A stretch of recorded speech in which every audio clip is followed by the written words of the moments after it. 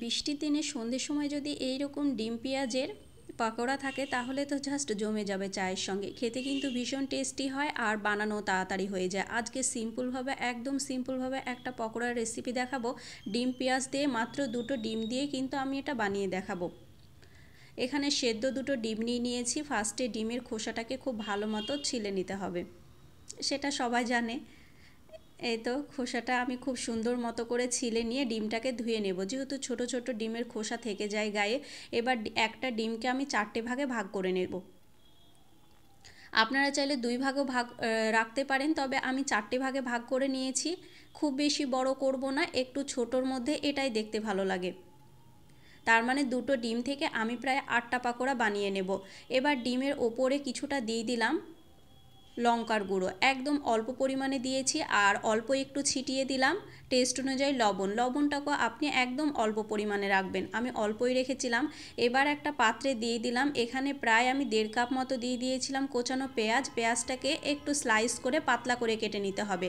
আর 3 থেকে 4টে দিয়েছিলাম কাঁচা লঙ্কা, যেহেতু এটা একটু ঝালঝাল খেতেই ভালো লাগে। ভাজা জিরের গুঁড়ো দিয়েছিলাম হাফ টেবিল চামচ, হলুদ গুঁড়ো দিয়ে দিলাম, আর দিয়ে দেবো এখানে হাফ টেবিল চামচ গোটা জিরে।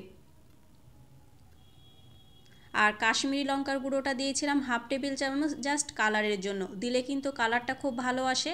আর হাফ টেবিল চামচ দিয়ে দেবো আদা বাটা, হাফ টেবিল চামচ রসুন বাটা, মানে হাফ টেবিল চামচেরও একটু কম রেখেছি আমি। আর টেস্ট অনুযায়ী দিয়ে দেবো লবণ। লবণের পরিমাণটা একটু কম রাখবেন, যেহেতু আমি ফার্স্টে ডিমে লবণটা দিয়েছি। আর এখানে 3 টেবিল চামচ দিয়ে দেবো বেসন। আর বেসনটা দেওয়ার আগে অবশ্যই খুব ভালো মতো চেলে নিতে হবে। এবার সমস্ত কিছুকে জল ছাড়াই কিন্তু আমি প্রথমে এইভাবে মাখিয়ে নেব। প্রথমেই কিন্তু জলটা দিয়ে দেবেন না, যেহেতু পেঁয়াজ থেকে জলটা বেরোবে, লবণ দেওয়া আছে, সে কারণে আমি প্রথমে খুব ভালো মতো চটকিয়ে চটকিয়ে এই তো মেখে নিচ্ছি। যতটা পারবেন খুব সুন্দর মতো করে কিন্তু মেখে নিতে হবে, যেন পেঁয়াজের জল দিয়ে অনেকটাই পেঁয়াজটা নরম হয়ে আসে। আমি আরও 1 টেবিল চামচ কিন্তু এখানে বেসনটা অ্যাড করেছিলাম। এবার যদি আপনাদের মনে হয় খুব শুকনো শুকনো হয়ে এসেছে, তাহলে 1-2 ফোঁটা এইরকম জল দিয়ে দিতে পারেন, তবে বেশি জল একদমই দেবেন না। আমি প্রায় 1-2 ফোঁটা মতো দিয়েছি। আমার কিন্তু মিশ্রণটা একদম রেডি হয়ে গিয়েছে। আর এই দিকে কিন্তু আমি পুরগুলো করে নেব। হাতে সামান্য তেল নিয়ে নিলাম।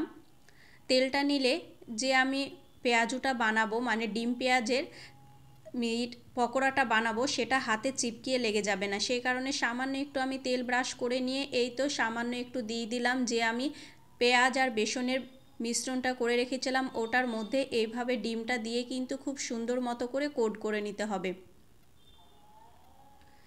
এক এক করে সমস্ত পাকোড়াগুলো আমি এভাবেই বানিয়ে নেব। ডিমের কোনো অংশ যেন বাইরে বেরিয়ে না থাকে, সে কারণে আমি খুব সুন্দর মতো করে কিন্তু কোট করে নিচ্ছি এভাবে। এবার আমি এক এক করে সমস্ত পাকোড়াগুলোই কিন্তু এভাবে বানিয়ে নেব। খেতে কিন্তু খুব টেস্টি হয়, আপনারা একবার হলেও বানিয়ে খেয়ে দেখতে পারেন, আর বানানো তাড়াতাড়ি হয়ে যায়। আমার সমস্ত পাকোড়াগুলো রেডি হয়ে গিয়েছে। আর এই দিকে আমি একটা প্যানে বসিয়ে দিয়েছি সাদা তেল। তেলটাকে কিন্তু খুব ভালো মতো গরম করে নিয়ে এক এক করে পাকোড়াগুলো দিয়ে কিন্তু গ্যাসের আঁচটা মিডিয়াম ফ্লেমে রেখে এটাকে ভেজে নিতে হবে। হাই ফ্লেমে একদমই ভাজবেন না, হাই ফ্লেমে ভাজলে ওপর থেকে কালার চলে আসবে আর ভেতরটা কিন্তু কাঁচা থেকে যাবে। যেহেতু এটার কোটিংটা একটু মোটা হয়েছে, ভেতর থেকে কাঁচা থেকে গেলে কিন্তু একদমই খেতে ভালো লাগবে না। বেশ সময় নিয়ে কিন্তু প্রায় 10 থেকে 12 মিনিট কিন্তু সময় লেগে যেতে পারে। এইরকম গ্যাসের আঁচটা মিডিয়াম ফ্লেমে রেখে কিন্তু বেশ কিছুক্ষণ সময় নিয়ে আপনাদেরকে পাকোড়াগুলো ভেজে নিতে হবে। দেখুন আমি কিন্তু বেশ কিছুক্ষণ সময় নিয়ে খুব সুন্দর মতো করে উল্টিয়ে পাল্টিয়ে একদম লাল লাল, মানে ব্রাউন কালার করে ভেজে নিয়েছি। আর এই পাকোড়াটা খেতে কিন্তু খুব টেস্টি হয়, গরম গরম চায়ের সঙ্গে কিন্তু জাস্ট জমে যাবে। আপনারা যারা এখনও এভাবে খেয়ে দেখেননি, একবার হলো বাড়িতে ট্রাই করতে পারেন। আর বাড়িতে বানালে আমাকে কমেন্ট করে জানাবেন যে কেমন হয়েছিল খেতে। দেখুন আমি বেশ কিছুক্ষণ সময় নিয়ে কিন্তু গ্যাসের আঁচটা মিডিয়াম ফ্লেমে রেখে খুব ভালো মতো করে ভেজে নিয়েছি। আমার কিন্তু পাকোড়াগুলো একদম রেডি হয়ে গিয়েছে। একটা স্ট্যান্ডের ওপর তুলে নিচ্ছি যেন এক্সট্রা তেলটা ঝরে যায়। এক এক করে সব পাকোড়াগুলোই আমি এইভাবে তুলে নেব।